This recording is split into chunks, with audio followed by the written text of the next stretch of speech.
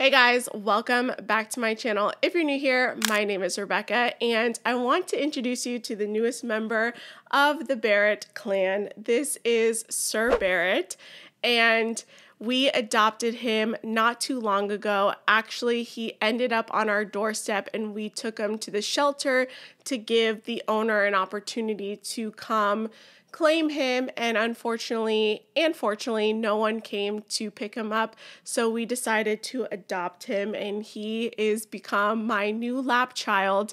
So he is constantly around me, so you will probably see him in every video because he's just attached to his mama. So today we are going to react to the creator Sadia Khan on TikTok. She has been very popular on TikTok and making her rounds on the relationship podcasts and all of these things. So I'm excited to react to her videos.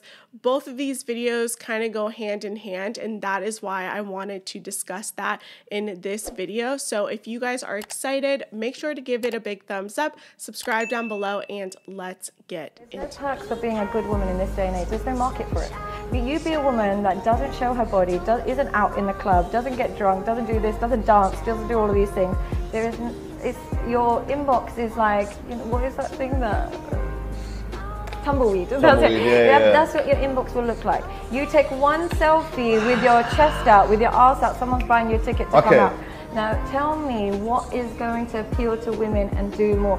If the standards of promiscuity were like, you're promiscuous, I ain't putting a penny in you, there would be no finessing. It would be impossible. But if strippers are making 10K a night, if girls with OnlyFans are making 10K a day, if a girl posts a thirst trap and gets flown out to Dubai, where are we going to direct women? That was the first video, and I understand what she's saying and the message that she's trying to put out there. And here's the thing, I also didn't watch the entire clip. This is just from TikTok, so this is the only context I have. But I agree and disagree at the same time, and here's why. While I agree that social media promotes and props up promiscuous women, especially if they're looking to get flown out or they're looking to get expensive handbags and go on these luxurious trips, I don't think that that is the criteria that a lot of good traditional women are looking for. They have their standards and boundaries, and they are also not looking for the type of man that is doing these things for these women. They're not looking for the man that is going to have multiple women around them, that she's going to be on rotation, and that she's going to get flown out here and get handbags here.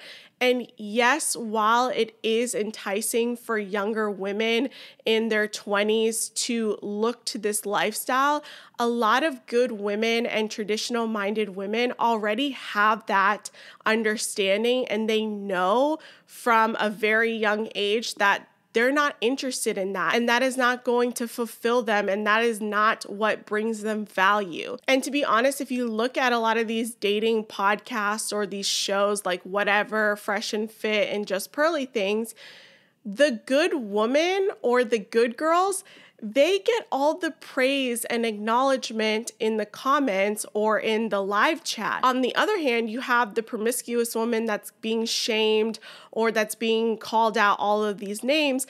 And yes, while they might be making money from their OnlyFans from that show, I don't think that these two types of women are looking for the same thing. So yes, you might not have the Instagram that is poppin', or you're not gonna get invited on all these trips, but you will most likely end up with a good man that has the same values and morals and moving in the same direction as you. And I think that is more important than the fancy cars and the fancy trips and, you know, all of the Instagram likes on social media. And especially if you're a young woman out there, don't get discouraged, because those things, those vanity metrics go away. And I do see that a lot of those women that prioritize vanity metrics and, you know, these luxurious things, they end up very unhappy in their late 20s and early 30s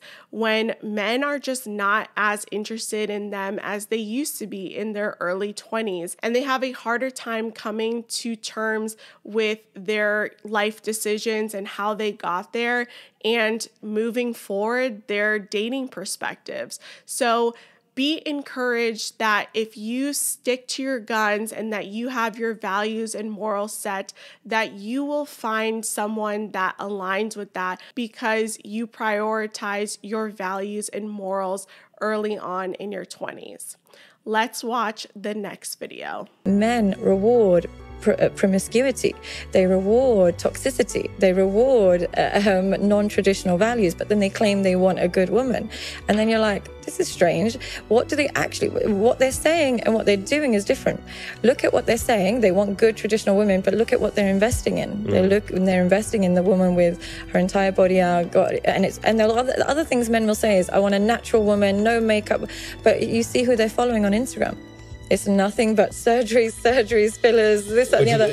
And it's like, well, you're saying this, but what are you actually investing your time and energy into and your resources into? I agree with this 100% because I've seen it firsthand. And it's so interesting to see that because a lot of these girls with the OnlyFans and strippers and you know, that do prawn and stuff like that, they will actually go on, and it's a strategy to go on to these podcasts because they know that they can garner more attraction, that they can make more money. If these men were not investing in these types of behaviors in women, then there would be no market for it. And it's interesting because the young women who are trying to figure themselves out are choosing more promiscuous paths, and the guys that are young are choosing these promiscuous women. And this is why I started moving away from the manosphere and red pill content, because they would say one thing, right? They would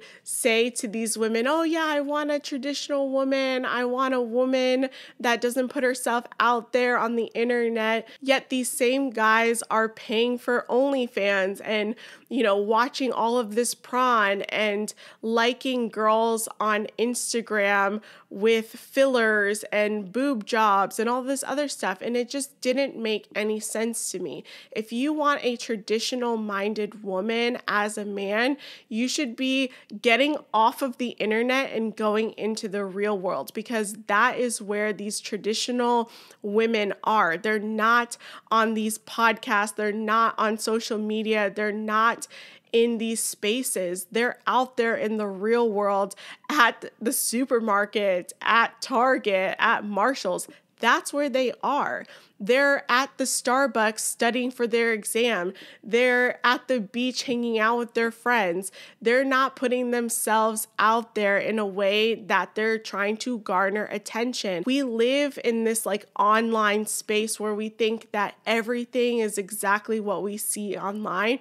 But as soon as we get off and we enter the real world and we experience the real world, we soon see that it's not anything like we see online.